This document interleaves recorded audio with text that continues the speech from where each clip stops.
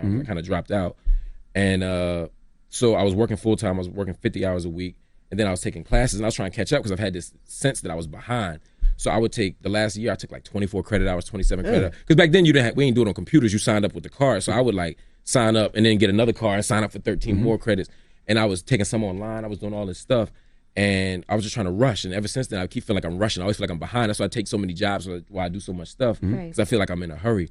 And it was actually the last class that I took at Temple called The Black Woman. That really changed the game for me. And I took it because, one, I needed one more class, and two, I thought there'd be black women in there, right? Yeah. And it was like me and just a room full of black women. But I didn't just have that. I learned about black feminism, and I learned about how to read and write as a job. My professor, Renoir McDonough, was there, but I didn't just have that. I learned about black feminism. But I didn't just have that. I learned about black feminism. But I didn't just have that. I learned about black feminism. But I didn't just have that. I learned about black feminism. But I didn't just have that. I learned about black feminism. And I learned about how to read and write as a job. My professor, Renoir McDonough, was there, and she was a great professor. And I was like, yo, I could do this for a living. Like, this is ill. Like, I never even thought about this at this level. And then I was like, I want to go to grad school. And then I got my way into grad school. It's, yes, biologically, we're all the same. Right? Black people, white people, there's an infinitesimal difference between a black person and a white person in terms of our genetics, right? This is superficial stuff. But that's a biological reality, right? It's a biological fact, right? Just like it's biologically true as me being born with a penis, right? But the truth is, but the idea that there's social meanings attached to that blackness that make people fear me, or that make people think that that person's life is worth more because they're white or whatever. Those are social meanings that are arbitrary and different. So to acknowledge social constructs doesn't mean you ignore biological realities. But you just did that when you said that men could give birth. So similarly, what I'm saying is that I'm not denying the biological reality of maleness, of the genitalia we're assigned at birth and what we can do with those body parts. I'm not denying that. That's a biological reality. Again, the social meaning I'm attaching to it is what I'm saying is more complicated. But it's not complicated. Can men give birth? Sometimes. That's my answer. Yes. And the answer, that is crazy. And this is, we cannot. Whoa, let's go. I thought I was done making videos today, but, and another one. All right, but, so I had the video, the type of men feminists create, and this is one of the clips that I'm going to play of this dude talking. And it was a bunch of young kids in it on my other channel. But I think I'm trying to make the connections and connect the dots, right? Again, women, it's black men making female warriors. It's black men putting women out there on the front lines to snap. And, you know, I asked the question, what type of black men? Where do these black men come from? What are these black men worldviews? What is this black men political ideology? And it's pretty consistent. Probably going to throw a clip of Mark Lamont Hill up there talking. But, yeah, like, we have to make the connection that higher institutions of learning also create these type of black men. Not just growing up in a matriarchal home, but then going to college. So it's like, you grew up in that home where, you know, a situation may happen. Even if the father didn't abandon, like, say he died. Because, you know, men do die earlier than women. Men, you know, every single situation where the black kid doesn't have a father isn't simply because of abandonment. There's times where, you know, he's dead. A lot of times he just don't even know. But you have that situation where that person might grow up in that situation in female leadership and whatnot, or female head of household. And then, so that's one aspect. Then, or you do have a man at home, but he's the, you know, henpecked husband. He, you know, his wife is very manipulative, and she really runs the show. It's like you do have that. You have men who are just defeated, and they be like, yo, happy life, happy wife, whatever she say goes, right? So even that's not even a good look, but that happens, I think, more often than not. But then you go into pop culture. What does pop culture promote? What does pop culture decide? Now, most of our content promoted egalitarianism, which I think is the future, regardless of if it's going to work or if it's sustainable. I think that is the future. The way the economy is going, the more success women get, you know, female president, female fighter pilot. Ironically, one of the first female fighter pilot, chopper pilots, black ones, died in a car crash. That's crazy. But the more these women get these accolades and reach these heights, and the more it's promoted and thrown in the men's face, that goes into the whole when men view women as equals, they don't feel the need to protect and provide for them. So egalitarianism is going to come regardless because it's just going to be default. Like, you're restructuring everything to give women access to things that they didn't necessarily build or work for themselves. It's just, a couple boys is being naughty, getting Me Too. So what do we do to fix that? We're going to give a bunch of women access to things that they probably would have never got access to if it wasn't for these dudes being naughty, right? That's the correction. There's a redistribution of wealth and power in right now with the Me Too movement. You see, Joanne Reed got her show. She's only got her show one because Melissa Harris' two last names. Perry got fired a few years ago. She took her slot then, and now Chris Matthews, he resigned, quit, whatever, in the middle of his damn show, and she's got his show, so that makes her the first primetime black woman on TV, which I got a video, I didn't upload it yet, why that's pointless and stupid. I mean, she basically got her job because of Me Too. They wouldn't have given her that spot had it not been for that situation. But you see that's what's going on, is that there's a redistribution of power, and women are getting access to a lot of things simply because of some dudes being bad. But what was that? Oh, well, you have the home front where you might grow up in a situation where there's female leadership. Then you go into the media, and it's nothing but promoting, women can do this, women can do that. It's a thing in the Democratic Party. Black women are the saviors of the party, and all that mumbo jumbo nonsense, right? So they get hit on a political point and a media point, and then you send them to college, right? And then, like Max says, only a fool allows their enemies to teach their children, and we send our children to Rome. We send our children to Alexander, and we wonder why they come home Romans. So then they go to school, and we are majoring in the minors. We take all these stupid-ass degrees that, don't have a real market value. Mark Lamont Hill teaches African studies. What do you think Mark Lamont Hill is teaching his students? Right? The man said that men can have babies, or some of them. The man said that men can have periods, or kinda. Right? Like, that's an educated black man who, is not a broken dusty, but he's educating other black men. This brother from years ago is also an educator. What do you think you heard what he said. He said in a video that men came in with these preconceived notions on how a household should be run, how men should handle this and men should have that. And he's telling them, no, that's not it. So even though there's this matriarchal theme in the black community, the men come in still having ideas of what a household should be, and maybe they don't have the financial situation to be that or do that, or they're striving to be like that. But they go to somebody like this, or the Mark Lamont Hill, or Michael Eric Dyson, or even Julia Malveaux, and they're teaching them something totally different, right? So they've got the home front, right? They've got the media, and then they've got higher institutional learning. What do you expect to produce out of that? Like, these are the type of men that feminists create. These are the type of men that liberalism create. These are the type of these men go into school, especially with these shitty ass degrees, and they're gonna come out talking like this dude. That's just the reality. So that's just, to me, to tie things up in out and put it into context. Why out of that social justice warrior space, out of that, kumbaya, we fighting for all these different rights, and dudes can go to the women's bathrooms and all that weird stuff. Like, that's coming from one space, one ideology, right? That's not all of us, and it's being perpetuated in higher institutional learning as well. You can't even debate on college campuses anymore with different points of view anymore, because it's like, nope, we want to indoctrinate. We can't have no outside voices. We can't have a discourse and a discussion, even though UC Berkeley was the antithesis of debate and discussions. Right, now you can't even do that anymore, right? When black folks was getting their ass kicked and dog sicked, Malcolm X could still go there and talk to white people and debate them and talk to them.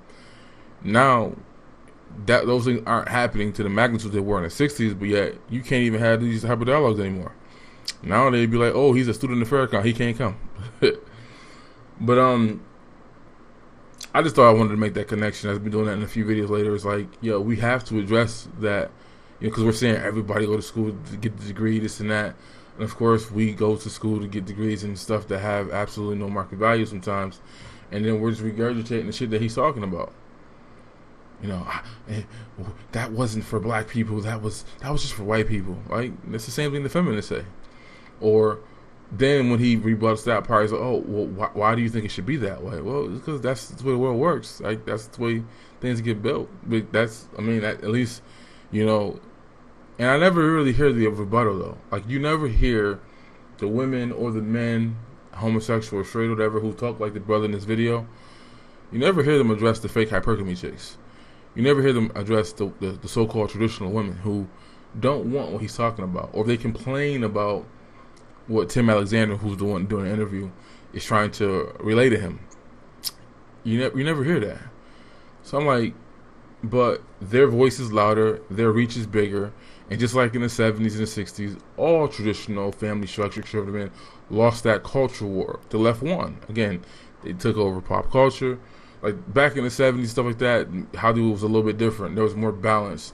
I think there were movies actually made to counter the culture when the culture was doing too much. When the sexual revolution happened, no fault divorce, sexual transmitted disease, abandoned children. When Hollywood saw that, they actually made films and things to discourage that from happening. They won't do that no more. They encourage the bullshit now. They make movies like Single Moms Club. Right? They make movies like Eat, Love, Pray. Like, just divorce your husband for no reason, just because. Take this whiz. But yeah, they dominate and control all avenues of the society. So of course you competing with a monster, and it's weird watching women not address any of that. Like, what's her name? The fake hypergamy lady, or the level up lady? She's not even a hypergamy chick. She's a level up chick. The one who used to be in the Men's for Michelle, I think her name is. Like, she said something in one of her videos like that I watched. It wasn't even hers. It was on City, and she was like, "I'm not gonna charge women and berate them for being on the feminist stuff because we've had 30 years of blah blah blah." And I'm like, well, at the same token, how can you charge black men if they've been hit with the same media and hit with the same things that women are equal to men and women can do what men do? How can you say you're gonna forgive the women for being a product of their environment but not the men? And then the women are the ones who, by largely, are raising the men. At least, even if the father's in the home up to a certain age, the women's influence is over the boys, right? That's the who's the child's first teacher? The hand that rocks the creator rules the world, right? That's the affirmations you love to blast, and that's why you think you should get equal credit for a man who goes out and protects and provides for the family because you give birth. But when that's called the task, it's like, well, no, it takes two now. But yeah, that's my video. Colleges are definitely breeding brothers like this.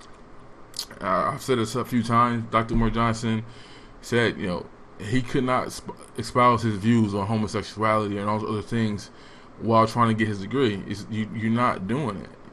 It's not going to happen. It's like, how like when the Christian kid goes to college and they have that first cultural anthropologist class, and usually all of them motherfuckers is atheists, and and you get your cousin that come back from school and they want to talk about how, and she did this and she did that. Now they going at war with the teacher, and now they about to get an F or something because they want to combat. But in that space, these teachers are like, nah, this is a democracy in this classroom, and literally people get bad grades because they speak back at the teacher, or they don't co-sign her evolution theory or whatever, and it's like, it's crazy. I see the same things happening when you have a traditional family structure worldview and you try to go up in there talking that stuff. But yeah, these are the type of men that are going to come out of higher learning institutions of education, depending on degree. If you go to any of these, Stanford, Stanford, Yale, some of these Ivy League schools, Georgetown, this is what they're producing, men and the women. So, I don't know. Address that. Look at that. Point to that. None of these women are going to even think that deep to even go there, though. They just see that they're not getting what they want, and boo-hoo, woe's me. It's the black man's fault. All right. Okay. Dive a little deeper. Their part in the household is crucial because besides the mother, they need to create a co-parenting relationship for the sake of the child. A father is necessary. I don't believe that a father needs to be in the role of the most in control, or the person with the most money in the family, or the largest provider in the family. I believe the father plays a role as partner. Some people believe the father plays role as the sole provider. Classically, we believe that he's the only breadwinner. We see now that that's not true. But I just try to help fathers understand, at least in my classes, or try to help them understand that their role or their place with women is important for the sake of the child. It's important that they get along in harmony, not that anyone has the upper hand over the other one. And I would like to mention that too.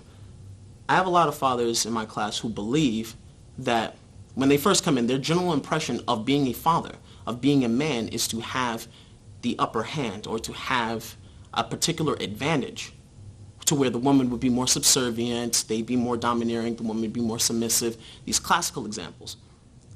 And then the idea that I posit is that that is only true for certain kinds of men. We see historically that men who I would say generally for men who are white, perhaps that is the way it goes. This idea of the nuclear family in which father knows everything, which father's always been in control. The state, institutional racism, put that particular image there, and they use the media to dissipate that. However, in colored communities of color, it's not true. In communities of color, women have been providers just as much as men. So when I believe that men have this understanding that they are going to be in this domineering role, this domineering position, which in our community never existed. And so I just want to be able to break down those misconceptions, and so we can realize that it's more of a partnership. Okay, I don't want to completely disagree, just to be disagreeable, Okay. but how old are you? I am 24 years old. I'm 53. Okay.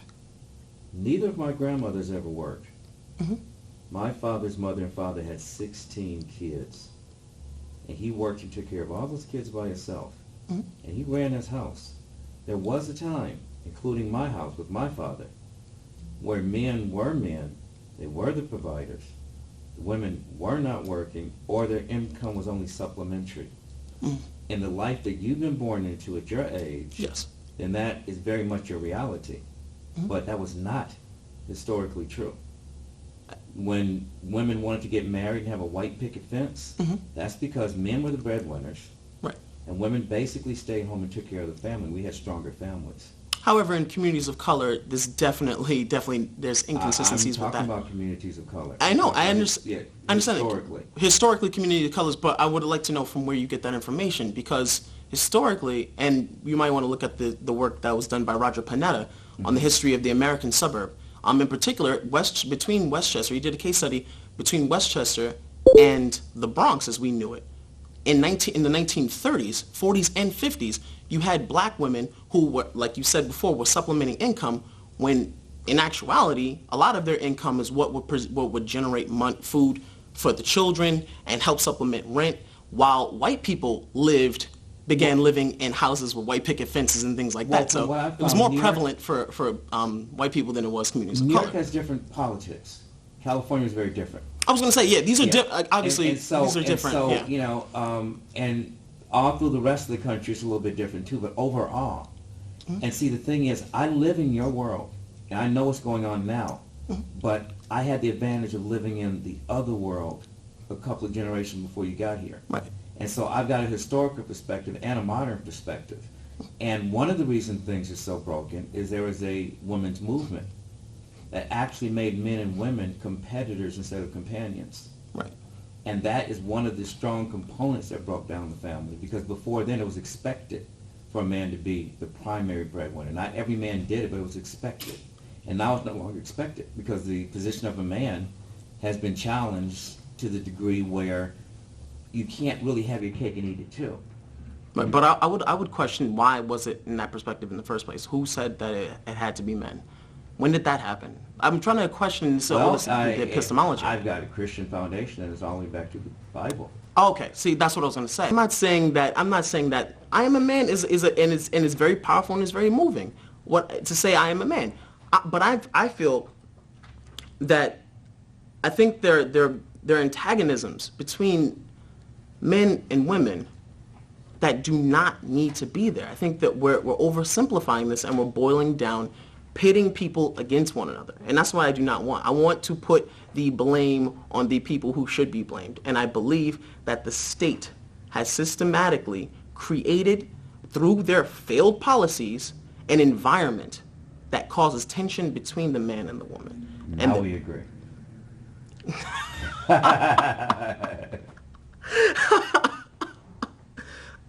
Yeah, but I think and I want to make this very clear, because all the men in the fatherhood program right now, all the men in this program right now, I love them dearly.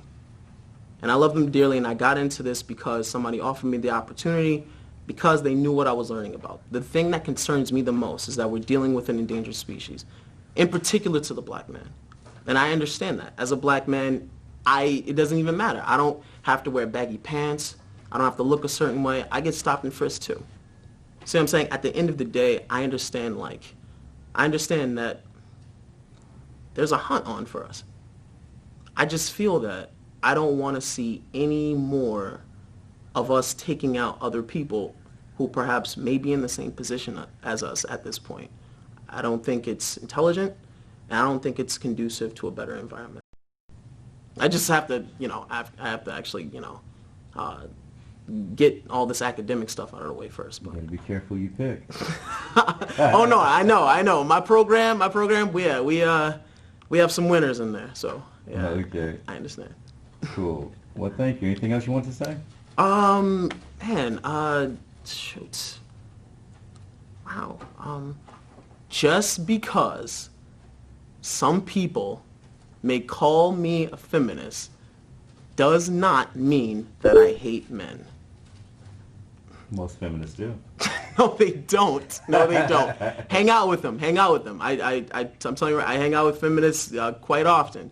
And there's not a lot of hate for men there. I think the environment makes it to where it seems like they hate men. They really don't. I've got a list of quotes from the founding mothers of the second wave of feminism. And some of the stuff they said was pretty insane. They said they wanted to destroy the patriarchy. Yes. They wanted to destroy the nuclear family. Yes. Men are pigs, men are dogs. You can't trust them, blah, blah, blah, blah, blah. You're very right. You're very right. What I'm saying that's the root foundation. No, that's what I was what going to it's say. about. That was the second wave. That's the wave that we're right. living in, the second and third wave. The first wave has been over. Right, I know. Wear Actually, pants, they can smoke a cigarette. some feminists believe that now we are actually in the fourth wave. Fourth wave deals generally with what I was talking about, with how do we build bridges between men and women to where nobody has power over anybody. Now, before it was that may partially be a handful about of them, because now women don't want to change their name when they get married. They want men to take their name. Right. They want the kids to have their name. But what's wrong with that? Again, we go back to the epistemology of it. There's something What's wrong with about that? tradition that kind of worked, and Yeah? but yet they Who said it worked? They don't want Who to said it feel worked? like men have any power until something goes wrong. Then all of a sudden everything is a man's responsibility. Right. I've been to other countries though where polygamy is allowed, and when they said in Ghana about 2 years ago, they said no. Women's like, no, we don't want to do polygamy anymore. The men said, what's wrong with that? That's tradition. That's the way we work. That's the way things go. What's wrong with that? So I'm saying, like, Well, polygamy, I feel like, was always wrong. I believe, and I believe that too. And a lot of women didn't want to be in that situation. So again, when we talk about customs, we have to talk about the epistemology of those customs. How do we know what we know? But Who wrote this? worldwide, men have been in charge. You can go Absolutely. to any country. That's not Right. That's I not a believe culture. you. That's not just a little. Oh, this group does it this way and this group does it that way. That's different than polygamy. Men have just been in charge. They're the bigger Right. ones. Men are in charge in polygamy as They're- well. There are bodies inserted into the woman's body. The woman's body has Yes. to reproduce another body. There's just certain things Right. about being a man. We I respect I respect our differences. I just- ejaculate. I respect our ability to come. I do not respect the deficiency that we may have. I understand the difference. Whoever ejaculates in charge. No, see, I don't believe that. I don't believe that. I believe that we are different. We're not deficient. Just because it's different, we have different. Just because we're different, we're not deficient. Nobody has to have more power over anybody. I don't have any issues. What you call all the girlfriends I've ever had, they've always made more money than me. Okay, I'm no just, power, blah, blah, blah. Yeah. Let something break. Let somebody have to pick up something heavy. Let somebody have to change the car tire. Who gets called? You know what? I'll say there's true equality when we hear a sound in the house and we're laying in the bed and she'll get up and go see who the burglar is. Then it's like, okay, we're equal now. You go see who the burglar is. You bring the groceries in. You jack the car up. Yeah, okay, we're equal now. Yeah, baby. I'm going to lay here. I'm real scared. You go here. You go get the bat and you go see about it. I look forward to that day. I look forward to it. Ain't gonna come.